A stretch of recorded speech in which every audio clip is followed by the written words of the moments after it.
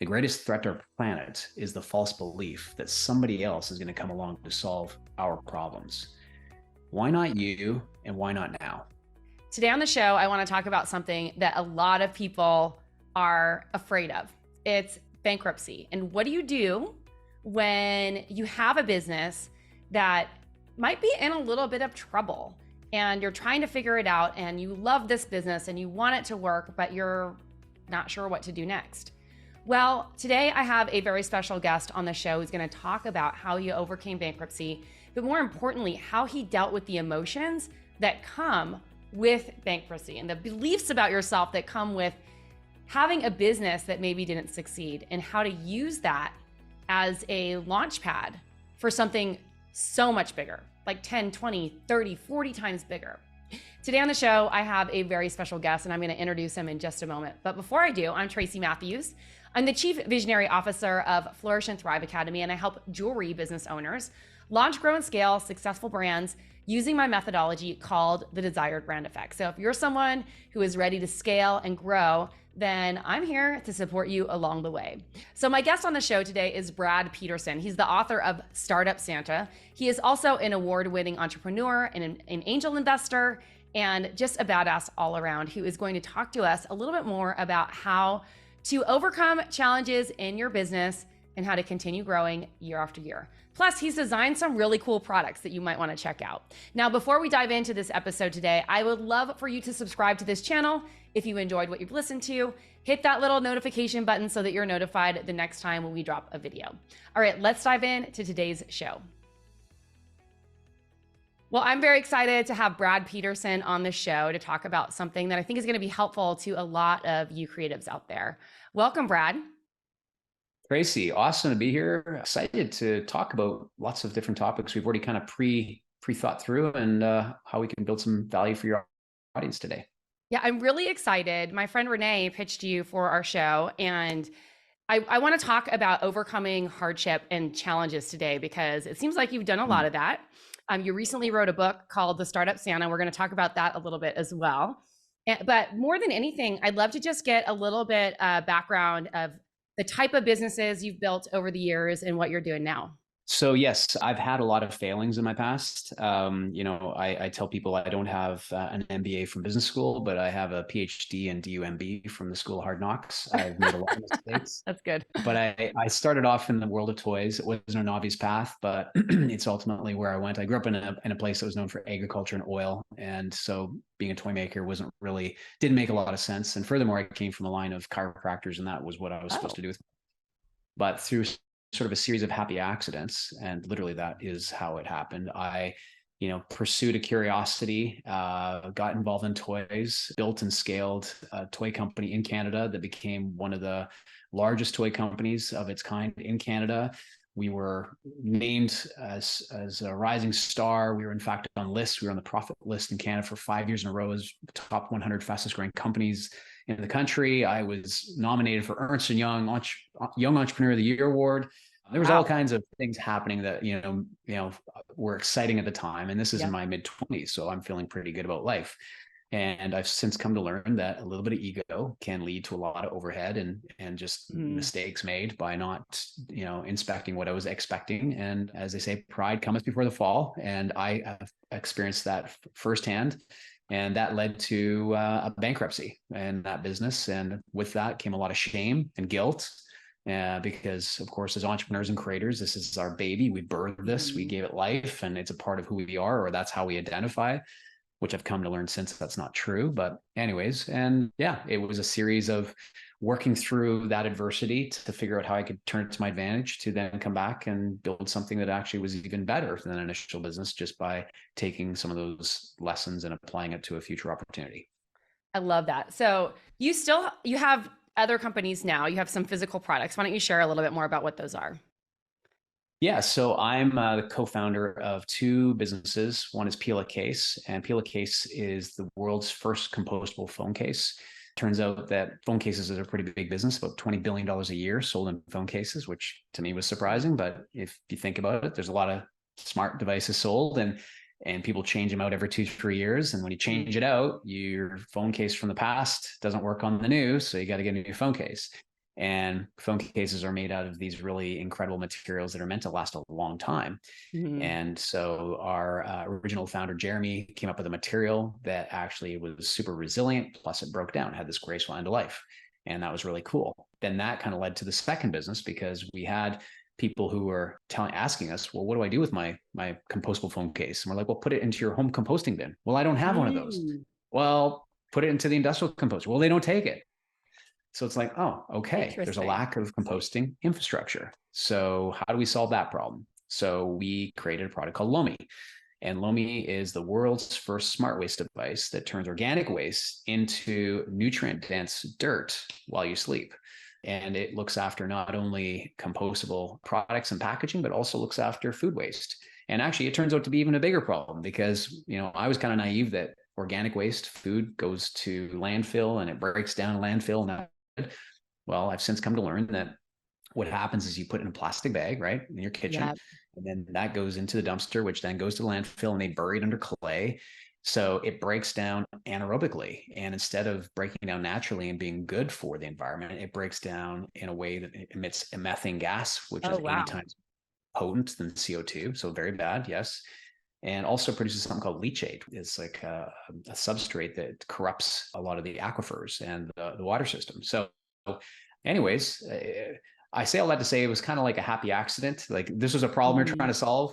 We created this machine that did the work, and that turns out to be an incredibly effective way at being able to address climate change, because it turns out that lomies are not only producing this really valuable output that helps with soil Mhm. regeneration, but also sequesters carbon and eliminates the methane gases. So it's just this Right. incredible scalable climate tech solution. It's so cool. So I was at an event, or like with a group of friends. I feel like the Lomi came up a couple of times. And when we got on this call, I didn't even know that you had that at first. We were just coming to talk about your book. So super exciting, super cool. I'm going to buy one, which is awesome. And Fully one of your appreciate the phone support. cases too. Yes. So you don't know this about me because we just met literally a few minutes ago, but I was introduced to you through a friend of mine, and I filed for bankruptcy too. Similar kind of circumstances, growing the business, scaling, kind of I don't know if I was in my ego, but I just like was really ambitious, and I wasn't paying attention to the signs of what was happening in the market. And in 2008, my business was taken out by the crash, my first jewelry company. And Mm-hmm. it's been a journey since then. But I think people who are so close to their business when things aren't going well feel this huge sense of shame and embarrassment and like they're a failure. And someone said something to me that I found was really interesting lately. They said, a lot of businesses use bankruptcy as a tactic, and they don't even think twice about bankruptcy as it being necessarily a negative thing. It's just a way to restructure or pivot in business. So my question to you is, like, in hindsight, looking at all of this, like, how has bankruptcy kind of shaped the way that you approach business now? And then I want to ask a follow-up question about how you kind of worked on overcoming some of the shame and Mm. embarrassment, et cetera, that you mentioned. Yeah, love it. So actually, what you just brought up is exactly what happened for my first bankruptcy. It was called a restructuring. So Yeah. fancy word for bankruptcy. And the idea being is that I was, I had this business I was growing. I knew how to grow it. So I was able to also attract other investors who wanted to invest into a growing opportunity, because people love to see growth. But the only way they would invest new money in is if we restructured the company so they could Mm. clean up the balance sheet and inject new capital. So that was the very first bankruptcy. The Interesting. problem was we didn't inspect what we were expecting as it relates to the business model, and whether the business model Mm. itself was broken, and did it actually have the potential to become sustainable, because every business goes through like a startup mode, Mm-hmm. scale up mode, and then ultimately sustainable mode. It has to become Mm-hmm. sustainable economically to survive. And then if you're really fortunate to have that for a period of time, then you're thinking about secession, which is the fourth phase. But Yeah. anyways, I was in the scale up mode and had not quite got the sustain mode nailed down, and didn't Mm. question if the model needed to be reimagined. So new capital went in, and I found out that more money does not solve your problems. It just temporarily sugarcoats them, and then Yeah, it that's true. amplifies your insecurities. So, um, Amplifies your insecurities. I like that. I'm writing that down. mhm, yeah. So that means that for a temporary period of time, we solved the problem as it was to the balance sheet. Within 2 years, we recognized that the business itself was broken.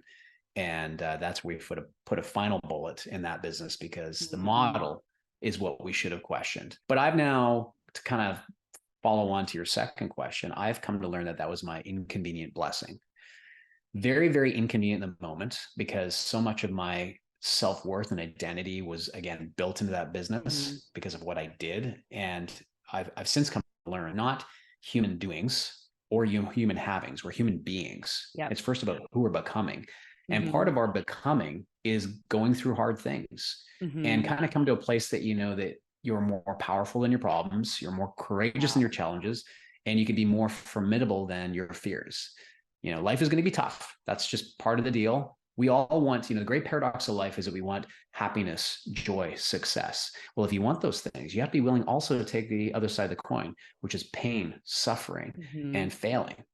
That's just the way life is. And I've also come to learn that the more of the good you want, you should also be willing to expect more of the bad. It's the way the pendulum swings. And so the inconvenient blessing being that it was really terrible to go through all that shame. I mean, I lost $1 million of my friends and family money in it as well. So going home for Thanksgiving and Christmas was awkward. And I just, it was so deeply felt as someone who, like, this was on me. I carried the weight of that in the business. But what I found is that it became the forcing function of getting me to stop, learn from the experience, unpack the learnings, and then using that to choose again. Yeah. Now I recognize that that's not your only option. You could choose to just submit and to surrender and say, well, bad things happen, I give up. You know, I'm a victim of that event. Yep. Or you decide if it's that you're going to take, like, are the challenges there to define you, or are there to refine you and to make you better for your next thing? And so what I came on the other side is that I started another business in toys that was basically built on anti-goals, all the things I didn't want from the first business. Basically, this is what happened. I don't want this anymore. Here's the new business. And that turned out to be infinitely a way better opportunity than the first business that I never would have found if I had continued to be somewhat successful or modestly successful in that original business. So that's my learnings. In fact, I'd love to hear you tell me about, like, your experience going through bankruptcy, because I love comparing notes with other founders who've been through some challenges like that. Yeah, well, similarly, I mean, I was on a journey. I was very hard on myself and kind of dealing with my own experience of shame. Also, I feel like sometimes women take things a little bit harder than men. They let it, like, men can have a tendency to maybe like let things roll off. And I was like talking with my brother about this at one point, because he was like, you know, if something ever happened, this was a couple of years ago, if something ever happened and you had to file for bankruptcy again, Tracy, just like, look, you've been an entrepreneur for 25 years. You are not a failure. It's just a thing, you know, right? And that really helped me reframe the way I thought about it, you know, over the years, because like when it first happened, you know, I did the same thing. Like, I wanted to help people and help them not make the same mistakes that I did. Some of, you know, my bankruptcy was a result of similar things, being a little bit overly leveraged, perhaps being a little bit too optimistic about what was going to happen, and then not paying attention to what was happening in the market, or understanding really what was happening in the market. And I was hard on myself for a long time. I think that the lessons that I really learned is that at any point in your career, you have an opportunity to change and change your mind. At that point, because I, just like a lot of people are, I was very tied up in the identity of my business and my brand. You know, it's the art that I was creating, you know, as a result of my creativity. And so it felt like almost like an extension of me, or a baby, like you said, even though it's not, like a human being. So I think the biggest challenge I had was coming to terms with, you know, embarrassment, because I didn't realize a lot of other people were going through the same thing at the same time. And how I would be like positioning myself or my new business or my new direction with my peers. But once I realized that it happened to a lot more people than just me during that time, meaning that a lot of jewelry businesses were going out because or had to restructure or whatever, because the gold market was going crazy and they had their pricing was off because it had been based on a different gold market. that, stores weren't buying as much, and that like all the things that were happening, I learned like this happens to a lot of people and it's really not that big of a deal. The Mhm. unfortunate part is it can affect you personally, like from an ability to get business credit or personal credit, depending on how your business was structured and how it was set up. Um, and also, I learned so much from it about what to do and what not to do. So, Mm. number one, make sure that you have cash reserves in the bank that like you can lean on for a rainy day for payroll and stuff like that. And I think that that was something that I was not doing at that time. Number two, try to run your business as much on cash flow as you can. If you're Mhm. going to take credit out, then I would be strategic about how you're going to pay it back or use it as a way to grow, and be like really mindful about how you're using it. And then finally, like once again, like this is just part of running a business. Like you said, like hardships happen, and it's your ability to be able to overcome those hardships and grow and learn from the experiences to make better decisions in the future. Hmm. See, that is, I love that. So thank you for sharing. I think that Yeah. is valuable, the insights there. And that just kind of proves the point that on the other side of pain, you can choose a better version of yourself. Like, what is the Yes. purpose to that pain? In fact, I've kind of come to this place where, as humans, Mhm. there's a few things we need to live with true vitality and to optimize our life. And the baseline is you need food, shelter, Yeah. companionship, purpose. And I'd add to it, you need struggles, you need difficulties, you need Yeah. challenges, because it is you know, gold is refined in fire. Since you're a Mhm. jeweler, you can appreciate that, Yes. right? It's the process of actually becoming. And we don't tend to become when we go through good times. It tends to be the difficulties and the struggles that build our strength and our character. Everything you just said in terms of your key learnings, those are now insights that Mhm. will markedly guide the way you make decisions and the way that you plan your future forward. Without the challenges you probably could have never had. Definitely. And I completely agree with you and all of those things. I wanted to just, what were some of the things, because like you're here now, like this happened in your 20s, the whole thing, you had to go home, deal with your Mhm. family and friends and the investors and all that stuff. Like what was your journey forward to like getting your confidence back to restart? I actually talk about this in a chapter in my book. It really kind of leans into the imposter syndrome, or Yeah. imposter phenom as it initially was, and overcoming that. And quite frankly, if you've ever heard the parable of the two wolves, right? The Indian chief who talks about that within all of us, there's a dark wolf and there's a light wolf, and one has a life of abundance and hope and things that are good, and one is for scarcity and anxiety and taking us to a negative place. And the young boy asks, well, which one wins? And the chief says, whichever one you feed. What Mm. the story behind that is that the dark wolf never goes away. You just kind of push it down to a very Yeah. small part of your being. It's always there. Like Mhm. to this day, I still have remnants of shame and Yeah. remnants of imposter phenom that are in me. I Yeah. keep them at a place that they don't well up Yeah. as often as they could or should. And I expect that that's going to be something that I will have for the rest of my life. So what I've come to learn is I spend a lot of time reflecting, Mm. and also kind of getting grounded in sort of like the few things I could choose, and how I could bring agency to the world. I prayed the serenity prayer a lot, Lord, give Mm. me the serenity to accept the things I cannot change, the courage to change the things I can, and the wisdom to know the difference. And the change Yes. in the things I can piece, when you break it down, there's only like four things that you ultimately have control over. And that is what you think, what you say, what you do, and how you ultimately feel. I mean, your first feeling is going to be felt irrespective. Like when you're scared, you're going to feel scared, Mm. but then you get to choose how that feeling lands and what it ultimately means. So when you think of that in the context of the rest of the world, the universe, it's actually your part is pretty small. God's part's pretty big. And so you get to Right. choose only a handful of things, but the key point is you do want to keep moving. You keep want to make decisions, and it's one step in front of the other. It's about just not stopping. And I remember going through that dark valley, and getting up early in the morning, spending time in prayer, spending time learning, going to the gym, controlling the things I could. And then by the time I got to the Yeah. office, all the chaos that was there Yeah. with, restructuring and bankruptcies and, people threatening things. And it's not nice. I mean, tell you, when the bank comes to collect your house, it's a very bad day for your wife. She doesn't love that. Yeah. So, It's tough. I mean, yeah. you can't control what happens. You can only control how you respond to it. And I think that's kind of the genius of, if you've ever read Viktor Frankl's Man's Search for Meaning. I mean, they could take away everything, like all his liberty, all the things that were meaningful to him. They could take it all away except for one thing: his ability to choose what it meant. And he would choose an attitude that would focus on the gratitude, what he was grateful for, that he was still alive, that he still had agency, he still was in control of his feelings and what it meant. So I think every entrepreneur, who's going through financial business difficulties, first thing I would say is, if money can solve your problem, it's not really a problem.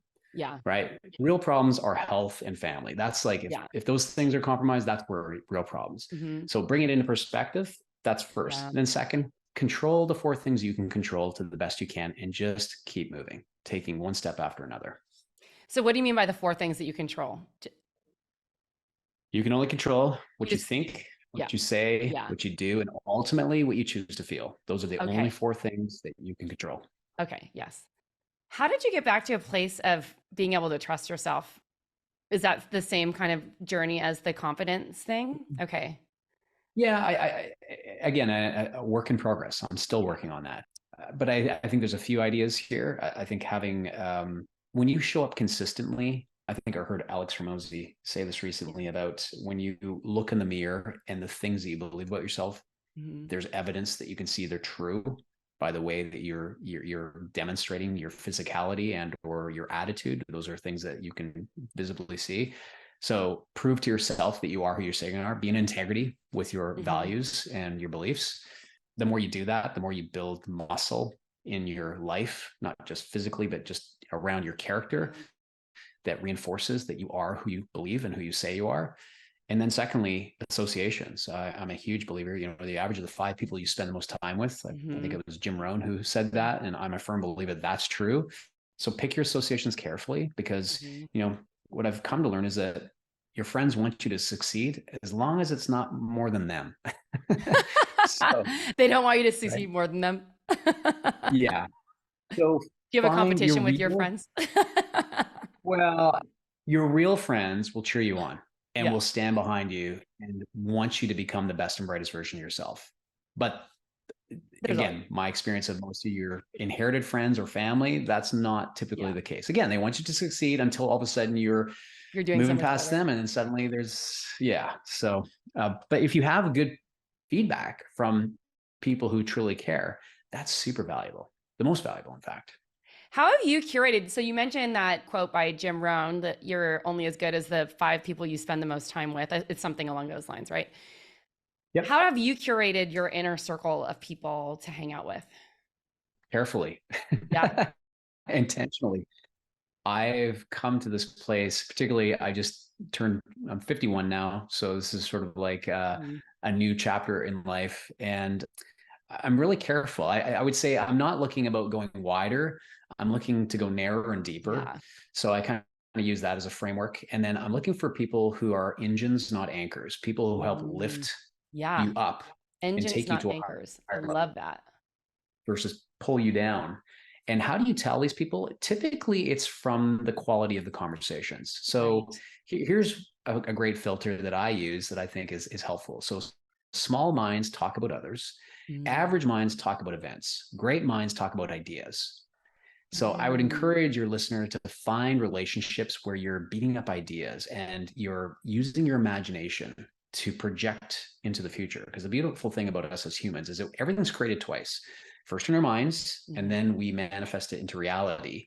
We're time travelers, literally. We go into the future, and then we come back and we create it. And so I want to spend time with people that are going to spend time thinking and talking about ideas of how we can, and ideas that are building value, by the way, not things that are going to, take us to more scarcity. Be destructive. Exactly. Yeah, I'm not down with the scarcity path either.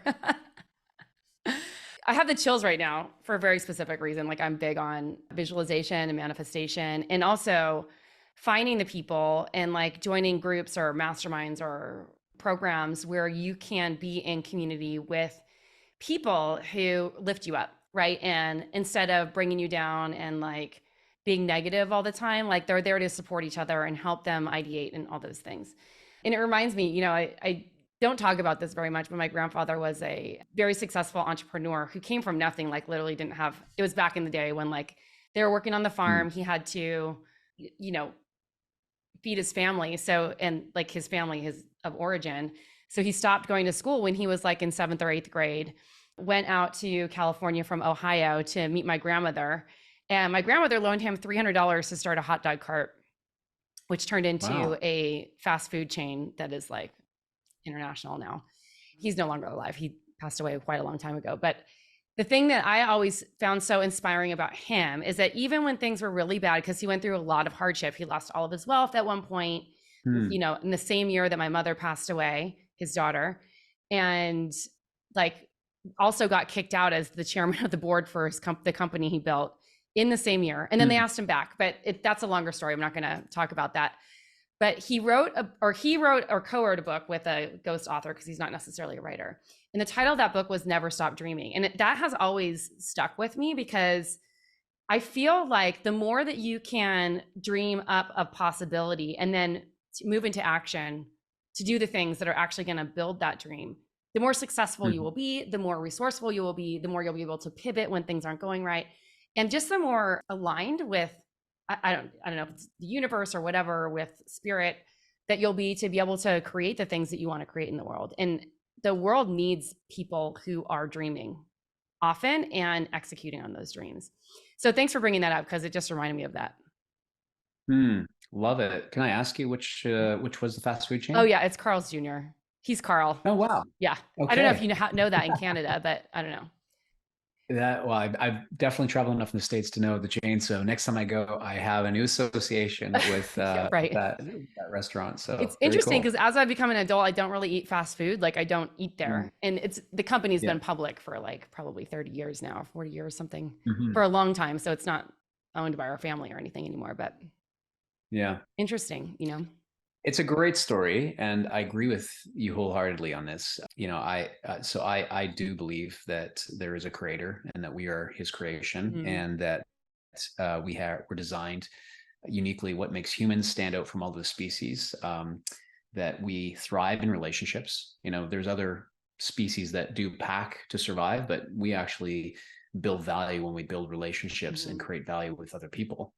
Second, we're creatives. We get to imagine the future and then create it, right? Exactly. Which is something completely unique to humans. And then we're empowered to choose. We have this Mhm. incredible power of choice. It's not just instinct and habit, it's something we actually have agency towards. And you get to choose how you use those tools, either towards a hopeful future with abundance or a scarcity future with anxiety.